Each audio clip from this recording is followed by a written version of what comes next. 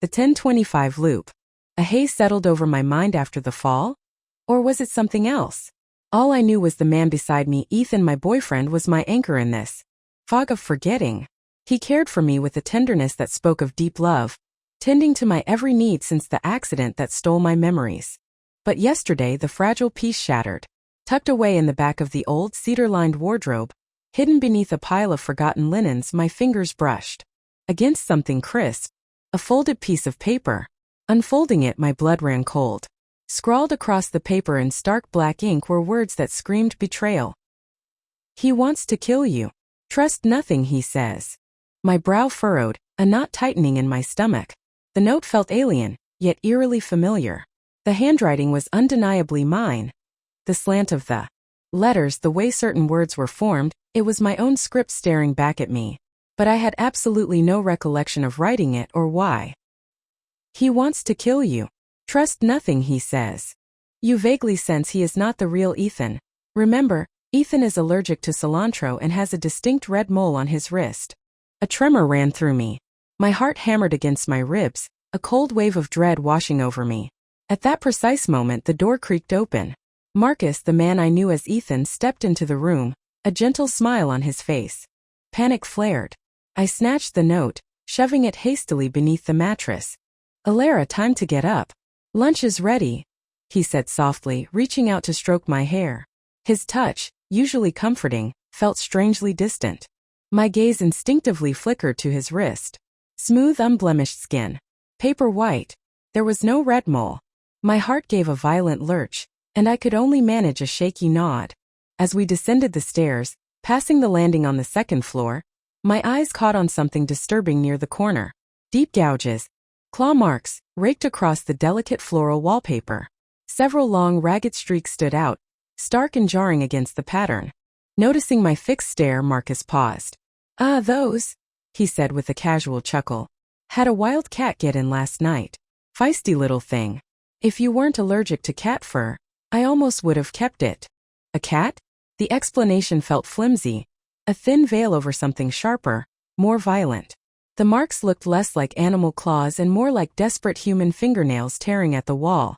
I glanced down, and my own fingers, subtly. Tiny flecks of wallpaper dust were lodged beneath my nails. A fresh wave of terror flooded me, but I forced my expression to remain neutral, a mask of my usual docile self. The dining table was laden with an array of tempting dishes, the aroma of cooked food filling the air. Yet, a subtle unease lingered. My fractured memory whispered that the real Ethan wasn't much of a cook.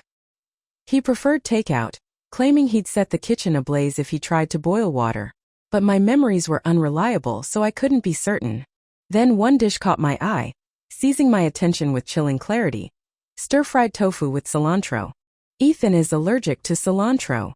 The note's words flashed in my mind like a warning siren. My breath hitched. Marcus calmly picked up his chopsticks, scooped a generous portion of the cilantro dish onto his plate, and ate it without the slightest reaction.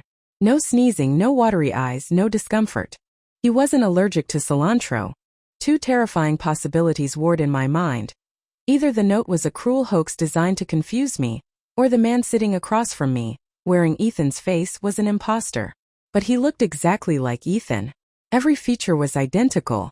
After the strained meal, I insisted on washing the dishes, needing the solitude and the rhythmic task to process the swirling confusion. Marcus, after a brief, unconvincing show of resistance, finally agreed. My thoughts were a chaotic whirlwind of notes, red moles, cilantro, and the unsettling presence of the man just beyond the kitchen door. My hands trembled. I lost my grip on a bowl, and it clattered to the floor, shattering into a dozen jagged pieces. One shard skittered across the tiles and vanished into the narrow gap beneath the kitchen cabinet. Sighing, I knelt down to retrieve it, reaching into the dusty space. My fingers brushed against something cold, hard, and unnervingly stiff. My heart froze. Using my phone as a flashlight, I shone the beam into the darkness. Lying there, nestled amongst the cobwebs and debris, was a woman's head. Pale, lifeless skin stretched taut over bone. Eyes wide open, bloodshot and staring fixedly in my direction, into the space where my face had been moments before. A guttural scream died in my throat. My body erupted in violent shivers. The sheer, horrifying impossibility of it was too much. My vision swam, my limbs turned to lead, and I crumpled to the floor, swallowed by darkness. When I next opened my eyes, the grandfather clock in the hallway chimed, its resonant tone announcing the time. 10:25 a.m. Sunlight streamed through the window, soft and golden. Marcus stood beside the bed, a glass of honeyed water in his hand, a smile of concern gracing his lips. "Alara, you're awake. Here, drink this." I took the glass numbly but didn't drink, placing it on the bedside table instead. The image of that severed head was burned into my mind, a grotesque stain on the pleasant morning. "Lunch is already prepared," Marcus said, taking my hand, his touch cool against my skin. He led me downstairs. My mind was a haunted house, the memory of the head in the gap lurking in every shadow. Distracted and on edge, I picked at my food. When the meal was over, I again volunteered for dish duty, my gaze darting towards the cabinet gap. As soon as Marcus's back was turned, supervising from the doorway with that unsettling, ever-present smile, I knelt down, flashlight ready. The gap was empty, utterly, disturbingly empty. No head, no shard of the broken bowl. Nothing but dust and shadows. It was as if the terrifying vision from last night had been just that, a hallucination. A nightmare manufactured by my damaged mind. "Alara? What are you looking at?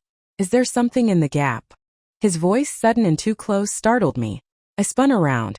Marcus was right behind me, his face inches from mine, those dark, piercing eyes fixed on mine. I instinctively recoiled, shaking my head. Nothing. Just checking for spiders. A wide, unsettling grin spread across his face. He lowered his voice, leaning in conspiratorially. "Little Alara, I found a piece of the broken bowl down there yesterday," he whispered, his voice laced with something predatory. "Did you happen to see anything else?" A jolt of icy fear shot through me. My body tensed, rigid with terror. Then just as quickly, his face softened. He burst into laughter, a sound that felt harsh and artificial. "Relax, I'm just joking. You get scared so easily now." He ruffled my hair playfully, but his fingers felt cold and clammy, like insects crawling on my skin.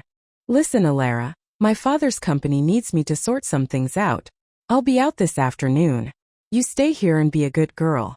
He reached out, seemingly to kiss my forehead, but I flinched away, my skin crawling. He didn't seem offended, just gave me that unsettling smile again before turning and leaving. The sound of the front door clicking shut echoed through the silent house. Certain he was gone, I raced back upstairs, desperate to find more notes. If the first one was real, there had to be others. I tore the room apart, searching under the mattress, in drawers, in the wardrobe. Relief washed over me when, tucked deeper under the mattress than I'd searched before, I found a second note. My own frantic handwriting filled the page. "You discovered Ethan goes to the garden shed late at night. There must be a secret hidden there. You have already tried to escape the villa, but all doors and windows are locked from the outside by Ethan. The only way to unlock them is via his phone. The switch is in his phone. Bodies are hidden in the villa. You have found more than one, but you must learn to maintain a calm facade." The garden shed. I went to the window, peering out at the overgrown patch of land at the back of the property. I tried the window latch. Locked, just as the note said. Every window, every door was sealed shut, imprisoning me here. The notes were real. They were messages from my past self, leaving breadcrumbs, warnings. I must have discovered something terrible before the amnesia, something so vital I had to leave myself these clues, knowing I would forget. The head in the gap yesterday hadn't been a hallucination. It was real. The villa was a tomb. Taking a deep, shaky breath, I carefully folded the note and hid it back under the mattress. I searched desperately for my phone, but it was gone. Marcus had cut off every connection to the outside world. My heart plummeted. I was trapped. Night fell, the old house settling around me with creaks and groans. I lay in bed, feigning sleep, my heart pounding. I heard Marcus stir. Then the floorboards creak as he got out of bed. A moment later, the bedroom door opened with a long, slow dria sound. He was gone. Counting to 5 in my head, giving him time to move away from the door, I slowly, cautiously opened my eyes. Marcus's face was inches from mine. He was leaning over the bed, a wide, theatrical grin stretched across his features. "Oh, you weren't asleep after all?" A scream built in my chest, but I was frozen, every muscle locked with bone-chilling terror. He looked less like a concerned partner and more like a wolf about to pounce. Then he laughed, a sharp, sudden sound. Got you. Alara, your face. Don't look so terrified, I was just messing with you. I let out a long, shuddering breath, my back drenched in sweat. He had just gotten up to use the bathroom. He went back to bed moments later, his breathing evening out. But I couldn't sleep. The image of his grinning face in the darkness, the memory of the head, the words of the notes, they all swirled together, a terrifying premonition. Time stretched on, an eternity of nervous tension. Then, hours later, just as the first hints of dawn began to lighten the sky outside, I heard Marcus get out of bed again. This time, I waited until I was certain he had left the room and was heading downstairs before I dared to open my eyes. Slipping out of bed, I crept to the window, hiding behind the heavy curtains. Peered out. Just as the note predicted, Marcus was walking towards the garden shed, a dark figure moving silently through the pre-dawn gloom. Suddenly he stopped and turned. His head snapped up, his eyes, even from a distance, I felt their intensity, stared directly towards the window I was hiding behind. My breath hitched. My chest tightened, my heart hammering so hard I was sure he could hear it. I ducked further behind the curtain, breathing in ragged gasps. After a few moments that felt like hours, I cautiously peeked out again. He was gone. He had entered the shed. Adrenaline surged through me. I had to know what was in there. I slipped out of the room, down the stairs, moving as quietly as possible through the silent house. The shed door was old, its wood weathered and warped, secured with a heavy rusted padlock. A faint flickering light spilled from the cracks around the frame, a weak, sickly yellow glow in the dark garden. My heart pounded, a frantic drumbeat in my ears. My throat was dry, my muscles coiled tight with tension. What was Marcus doing in there? I pressed my face to a narrow crack in the door, trying to peer inside. Dust motes danced in the weak light. I could see shelves piled high with forgotten garden tools, cobwebs thick like macabre lace. Then my gaze fell lower. Through another crack, closer to the bottom of the door, I saw something pale. A pair of bare, horrifyingly pale feet. They were angled precisely towards the crack, towards me. And then an eye appeared just above the feet, pressed against the wood on the other side of the crack.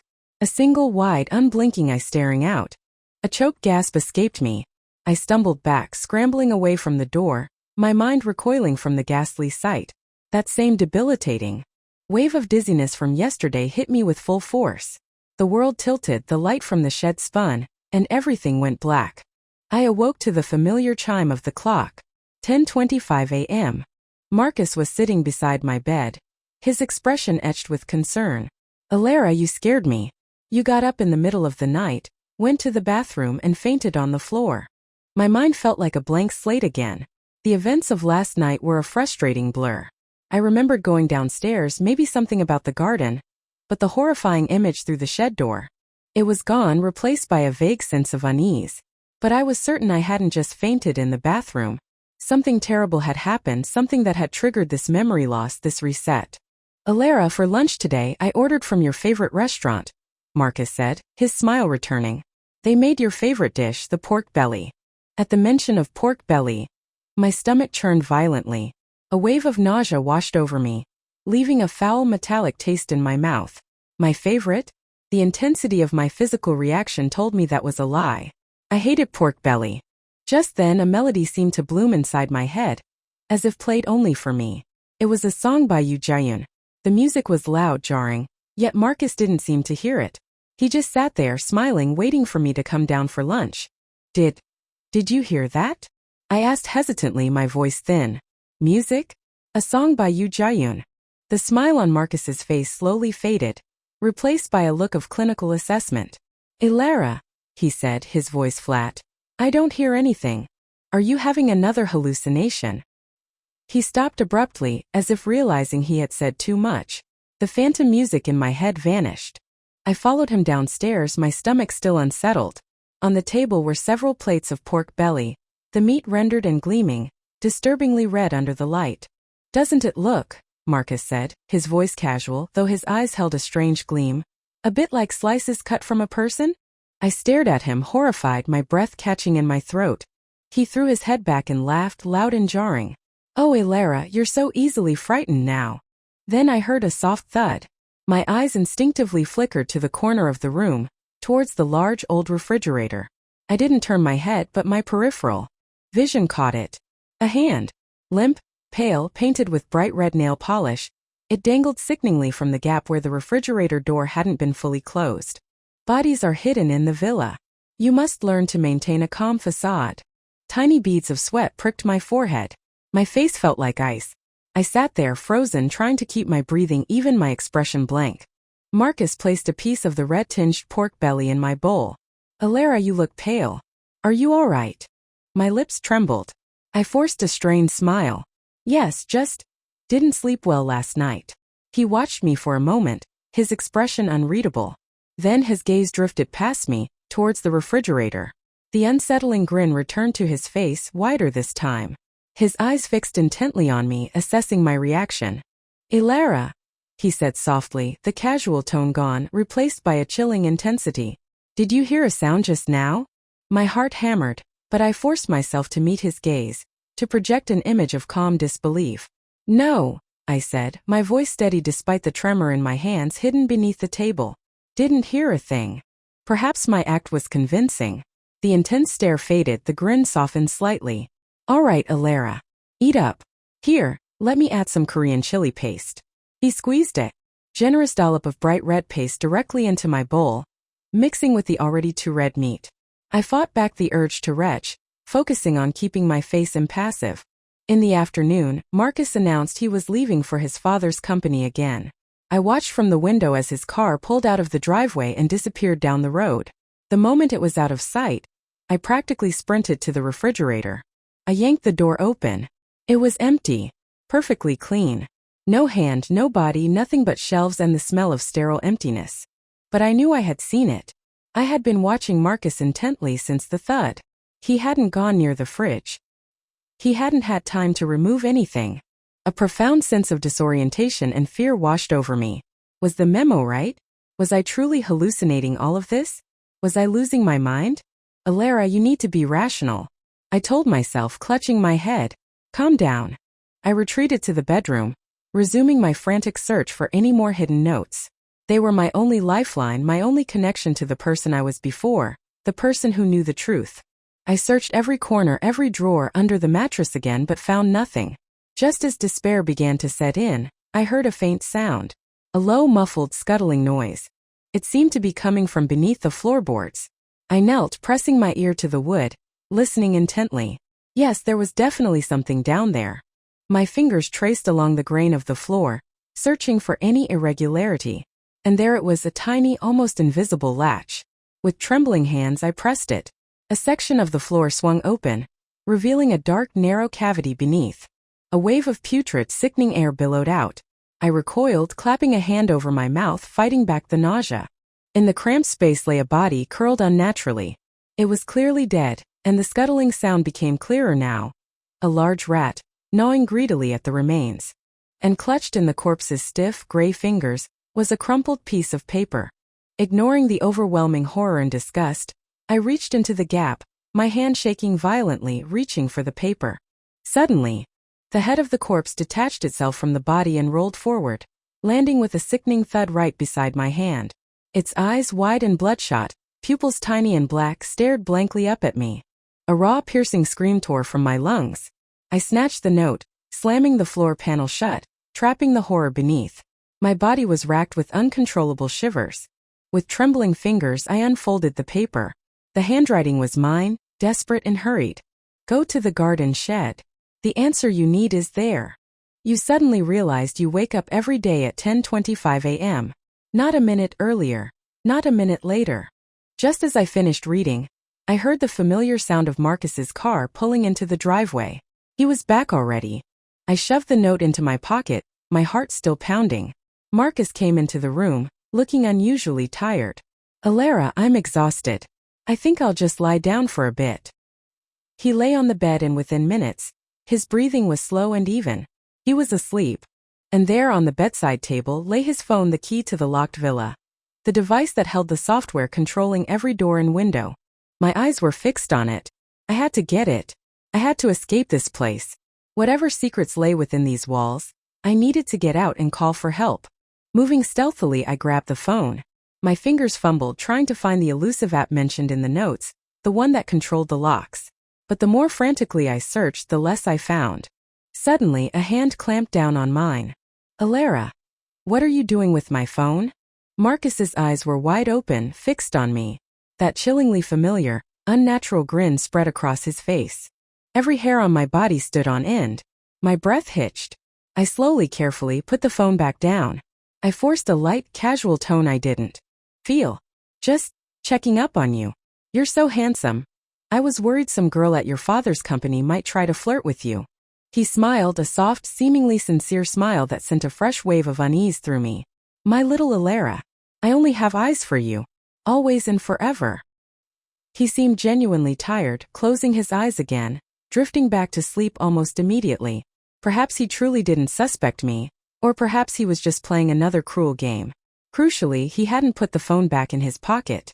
Seizing the opportunity, I grabbed the phone again and dashed downstairs. This time, I was determined to find the locking software, or at least something that would help me understand what was happening. I still couldn't find any app that looked like a security control for the house. But I found something else. An encrypted memo file. Licking my dry lips, I tried a few passwords based on things I thought Ethan might use: my birthday, our anniversary. On the third try, it unlocked. The screen filled with text, written in what appeared to be Marcus's own voice, a stark contrast to his public persona. I lied to Alara. She didn't lose her memory because of a fall. The real cause of her amnesia was a car accident. A week ago, I took Alara on a road trip. I planned to propose to her during the trip, but it turned into a nightmare. We picked up a hitchhiker on the way. It was pouring rain in the middle of nowhere, and Alara, with her kind heart, insisted on letting him in. We had no idea he was an escaped murderer. He was incredibly good at hiding it.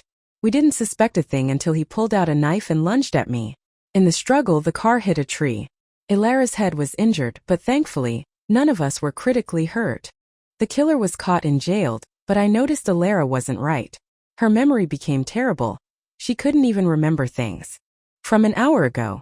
The most distressing part was she started having vivid hallucinations about bodies being hidden in the villa. She even started doubting I was the real Ethan. For her own safety, to keep her from wandering off or getting hurt, I had to lock all the doors and windows. Cold sweat beaded on my palms. The phone slipped from my nerveless fingers, clattering onto the wooden floorboards. I stared at the screen, my mind reeling. Could it be true?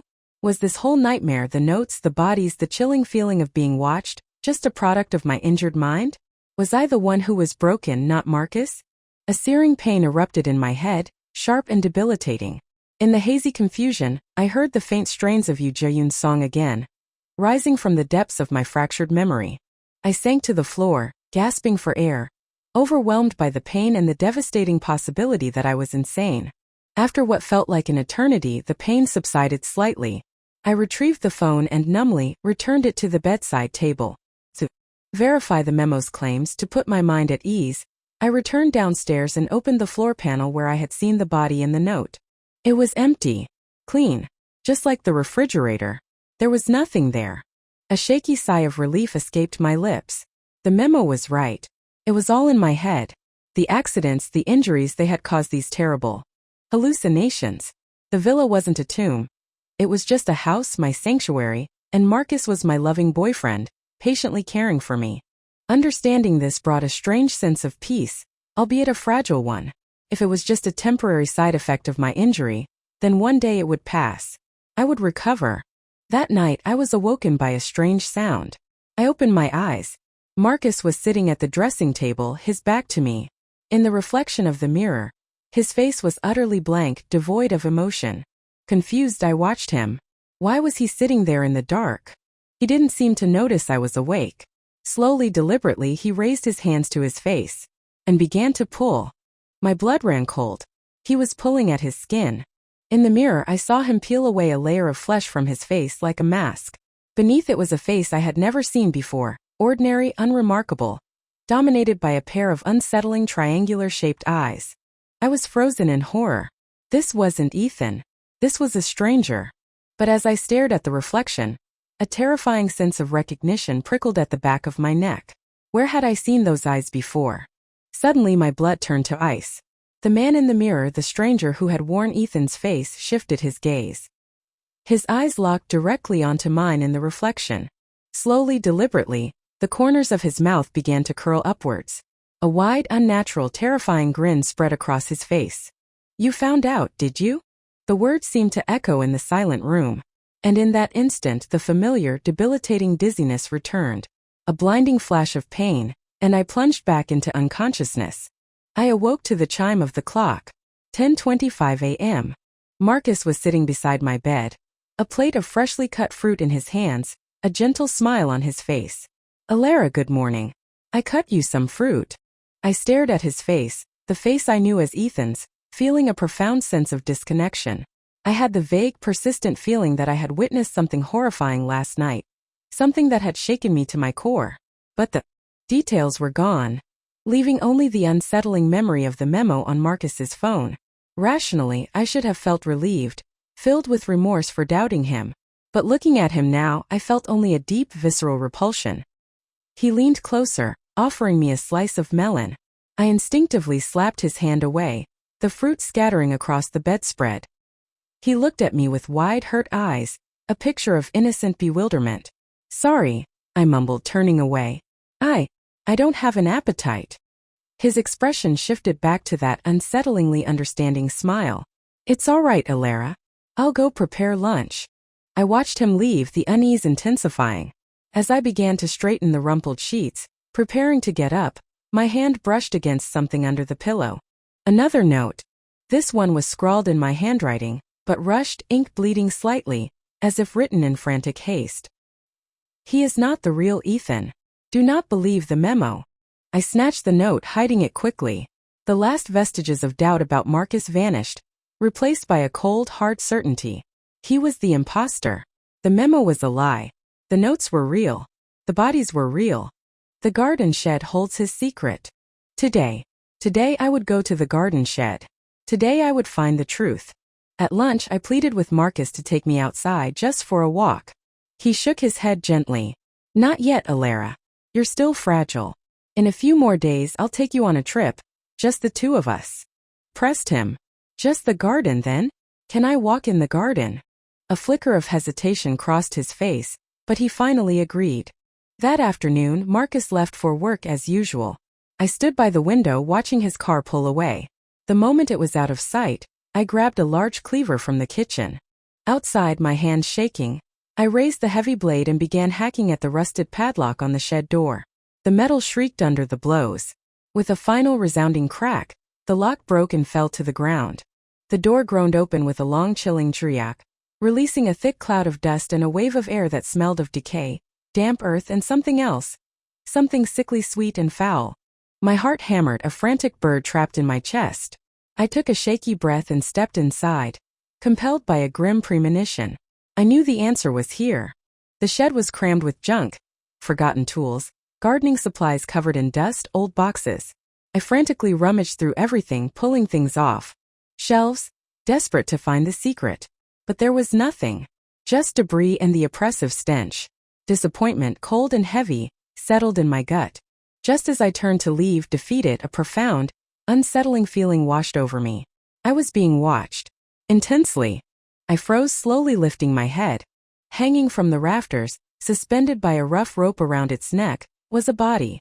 Naked, bloated, covered in patches of greenish decay. Maggots writhed sluggishly across its skin. But the most horrifying detail was its face. It had been peeled. Raw, exposed flesh where skin should be, the underlying muscles and bone visible. The eyes, empty and putrid, stared straight ahead, fixed on the door on me. My first instinct was to run, to flee this charnel house. But as my gaze swept over the gruesome sight, it snagged on the body's wrist. I stopped dead. My heart slammed against my ribs, a violent, disbelieving rhythm. Remember, Ethan has a distinct red mole on his wrist. On the inside of the corpse's wrist, a small, unmistakable red mole stood out against the ravaged flesh. This body. This horror. It was Ethan. In that shattering instant, all the forgotten pieces of the previous loop slammed into my mind. The car accident, the killer, the hospital, the skin graft, the coma, the truth of Ethan's sacrifice. It erupted in a wave of agonizing clarity and grief. Run. My mind screamed the command, I turned, stumbling over discarded tools, scrambling towards the open door, desperate to escape. But standing in the doorway, blocking my only exit, was the man who had worn Ethan's face. He wasn't smiling now. His expression was calm, almost regretful. "Elara," he said, his voice soft, chillingly devoid of malice. "You know, I actually quite liked you. It's a shame you're so curious."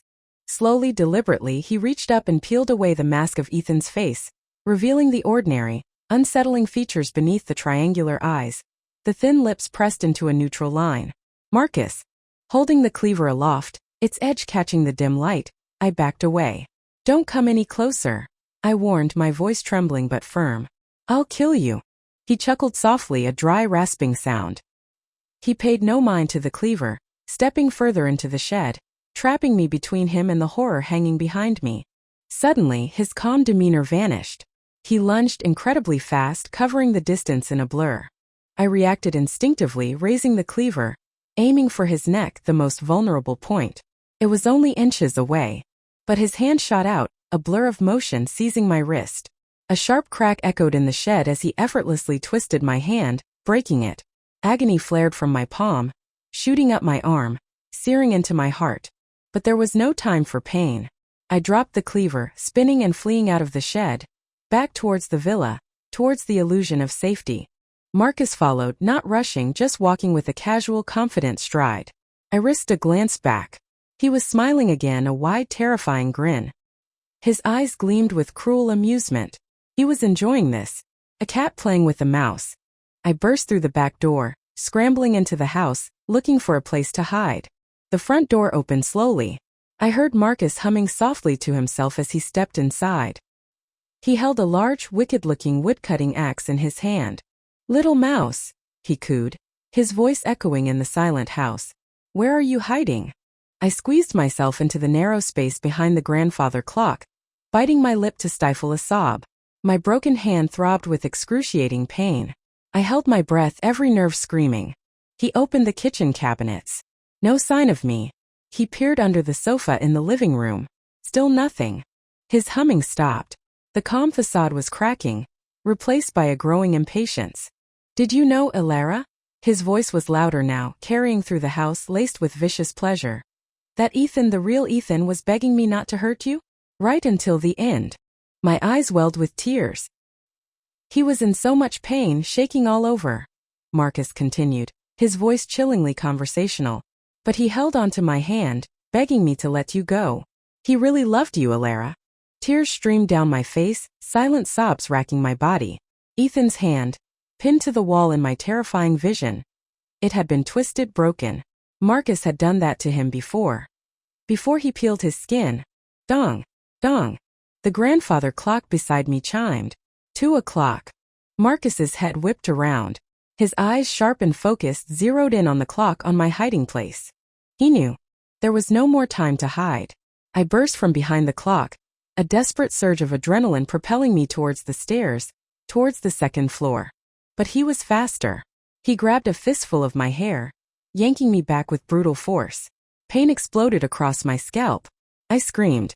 His other hand clamped around my head, iron tight. He slammed my skull against the wall. A blinding flash of pain, a sickening crack, and my vision swam, blurring at the edges. Blood streamed down my forehead into my eyes. He hit me again. Bang! My head slammed against the plaster. Darkness encroached, threatening to swallow me whole. Through the haze of pain and fading consciousness, I saw a figure appear behind Marcus. Tall, familiar. Ethan. My eyes widened in disbelief through the blood. The real Ethan standing there, spectral yet solid. He raised a finger to his lips, a silent gesture for me to be quiet. Then he lunged. Not at me but at Marcus, wrapping his arms around the killer, holding him in a fierce, protective grip. "Run!" Ethan's voice, clear and strong, cut through the chaos. "Run, Elara." "I can't." The door, he locked it. I cried, tears mixing with blood on my face. Ethan held Marcus fast, despite being slighter in build. Marcus thrashed violently, unable to break free from Ethan's hold. "You can, Elara." Ethan's voice was gentle, unwavering, even as Marcus struggled against him. "Just believe you can. My little Elara is the bravest person I know, isn't she?" He smiled at me, the familiar, warm, reassuring smile that had been my only comfort. I didn't understand his words, but they filled me with a sudden, inexplicable courage. Marcus twisted, wrenching free one arm. The axe blade swung down, burying itself in Ethan's chest. Blood erupted, a crimson spray against the wall. But Ethan's grip didn't falter. He still held Marcus, still smiled at me. "Run, Ilara," he repeated, his voice weaker now but filled with desperate love. "Leave this place. You can do it." His eyes implored me. "All of this. It holds no power over you, not if you are brave. Hurry. I can't hold him much longer."